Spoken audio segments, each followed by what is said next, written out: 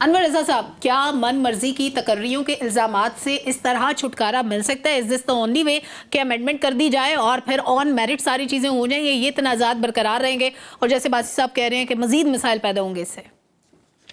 بہت شکریہ سلمان. پہلی بات تو یہ ہے کہ پارلیمنٹ کا یہ حق ہے کہ وہ لیجسلیشن کرے اور آئین میں ترمیم کر سکے، لیکن اس کے لیے وقت بڑا امپورٹنٹ ہوتا ہے. کس وقت پر آپ نے کیا فیصلہ کیا؟ اب اگر گورنمنٹ کی نیت ٹھیک بھی ہے، یہ بھی سمجھ لیجئے، تو پھر یہ دیکھیے کہ جب 6 ججز نے جو خط لکھا، کیا گورنمنٹ اس خط کی بنیاد پر ترمیم کرنے کی خواہاں ہے؟ یہ بھی ایک سوال اپنا پیدا ہوتا ہے اور اس کا جواب بھی لوگ تلاش کر رہے ہیں. اور دوسری بات دیکھیں، ججز تقرری پارلیمانی کمیٹی میں جو طریقہ کار تھا، ہم نے اس کو کور بھی کیا کہ ججز کے حوالے سے آپ یقین جانیے کہ یہاں پر پسند اور ناپسند کی بنیاد پر جو پارٹیز کے ممبران وہاں پر بیٹھے ہوتے تھے، اس بنیاد پر ججز کی تقرریاں پہلے کی جاتی تھی کہ پاکستان پیپلز پارٹی کو فلاں جج پسند ہے، اس پر سب نے آمین کہہ دینا ہے. مسلم لیگ نون کو پسند ہے تو اس پر باقی پارٹیوں نے آمین کہنا ہے. تو یہ جو طریقہ کار تھا، اس میں بالکل سیاسی تقرریاں کی جاتی تھیں، جس کی وجہ سے یہ بہام بھی پیدا ہوا اور جو نظام ہے وہ بھی ڈسٹرب ہوا. دیکھیے، عدلیہ میں ریفارمز کی بہت زیادہ ضرورت ہے، لیکن کیا جوڈیشل ریفارمز کے حوالے سے وہ تمام پارلیمنٹ کے جو سیاسی جماعتیں ہیں ان کو آن بورڈ نہیں لینا چاہیے تھا؟ آپ کو آئینی ترمیم سے پہلے تمام سیاسی جماعتوں کو آن بورڈ لینا چاہیے اور جو ججز تقرری کمیٹی ہے اس کی انپٹ لینی چاہیے تھی.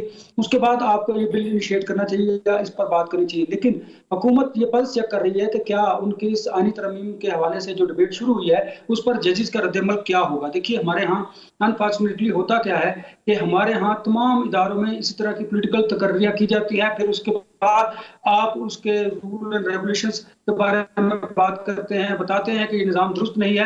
میں سمجھتا ہوں کہ اس وقت گورنمنٹ کو یہ نیا پنارا باکس کھولنے کی ضرورت نہیں تھی، کیونکہ یہ تاثر پارلیمانی جماعتوں میں تو اپوزیشن بھی آتی ہے جو اسمبلیوں میں بیٹھنے کو تیار نہیں ہے، باقی معاملات پر بات چیت کے لیے تیار نہیں ہے.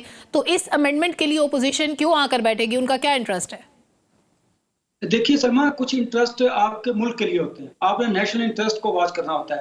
یہ اداروں میں جو بہتری کی بات کرتے ہیں، ریفارمز کی بات کرتے ہیں، تو یہ کسی ایک پولیٹیکل پارٹی کا نہیں کہ وہ حکومت میں ہے. یہ اپوزیشن اور سیاسی نظام کو مضبوط کرنے کے لیے ہوتا ہے. میں سمجھتا ہوں کہ اپوزیشن اس معاملے پر بیٹھنے کو تیار ہوگی، کیونکہ جو منیمم قومی ایجنڈا ہے اس پر اپوزیشن بات کرنے کو تیار ہے. لہٰذا اس معاملے کو آپ کو گریٹ ڈیبیٹ کرنی چاہیے. پارلیمنٹ میں تمام جو پولیٹیکل پارٹیز ہیں ان کی ان پٹ لینی چاہیے. اس کے بعد دیکھیں نا، پھر آپ اگر حکومت آئینی ترمیم کے ذریعے کچھ کرتی ہے تو پھر اس پر یہ تاثر نہیں ہوگا کہ شاید حکومت اپنے کوئی مخصوص انٹرسٹ کے لیے ایسا کر رہی ہے. میں سمجھتا ہوں کہ یہ قومی ایک ایشو ہے اور اس پر تمام پولیٹیکل پارٹیز کو آن بورڈ لینا چاہیے. یہ حکومت کی ذمہ داری ہے، ورنہ پھر ماضی کی طرح یہ بھی الزام لگایا جائے گا کہ یہ آئینی ترمیم جو ہے وہ اپنے انٹرسٹ کے لیے کی گئی، کیونکہ ماضی میں ایسا ہوتا ہے کہ جس حکومت کو جو سوٹ کرتا ہے وہ اس ادارے میں اسی طرح کی ترمیم لے کر آ جاتے ہیں. لہٰذا آپ نے سب سے اہم بات انور صاحب آخر میں کی ہے کہ جس کو جو سوٹ کرتا ہے وہ ضرور کرتے ہیں، جاتے جاتے کہیں نہ کہیں اس وقت کی حکومت کا انڈا مفاد ہوتا ہے.